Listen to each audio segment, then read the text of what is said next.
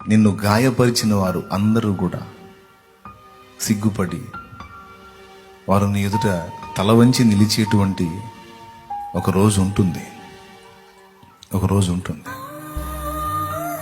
నా జీవితంలో ఈ అనుభవాలు నేను ఎరుగుతున్నాను. ఏమీ కృంగిపోవద్దు.